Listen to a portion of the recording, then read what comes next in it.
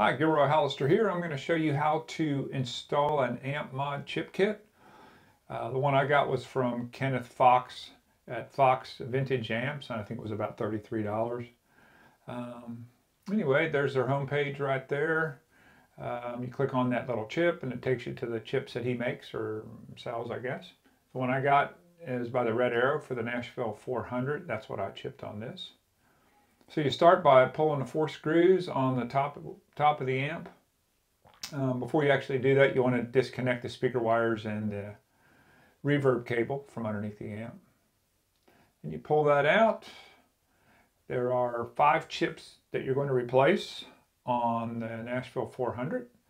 The chip kit comes with a set of instructions, pretty clear and not too intimidating. It says the steps, how you pull them out, make sure you orient the chips a certain way, make sure you put your speaker wires back on, that kind of thing.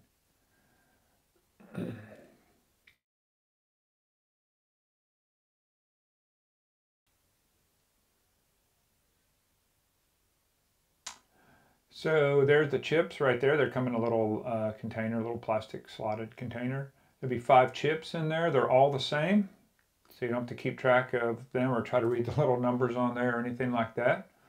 And you'll be putting these 5 in place of 5 that were already on the amp. And there's a set of instructions, like a little diagram that shows which 5 that you're replacing. They're the ones that are highlighted in yellow. Looks like that one, they used to replace it but no longer do. This amp may have had a chip replacement at some point because those 6 chips are red on this one, not black, so I don't know. So anyway, those are the 5 with the blue arrows that I'm going to replace. So you pull each one, make sure there's a little like dimple on the downside of each one. Make sure you align the new chip the same way so the dimple faces the same direction, that little dimple right there where I'm pointing. Make sure that's pointing, I guess, on the video in the downward direction. You kind of got to line the little pins up just right. Sometimes you got to bend them a little bit to get them in there. You can see I have terrible eyesight. But anyway, I managed to get them in there. If I can do it, I think you guys can. So you change the 5 chips out and one at a time. I do it one at a time anyway, so I don't get things mixed up. And then when you're done with that, make sure they're all pressed in good. I like to go over and put electronic cleaner on all of my knobs. And you can only do that with this amp removed because you got to get to the back side. There's some little spaces on the back side of these knobs, and if you get a lot of crackling and when you turn a knob, you're cutting in and out, this cleaner will take care of that. You just spray it down into the little holes or spaces that are on the back side.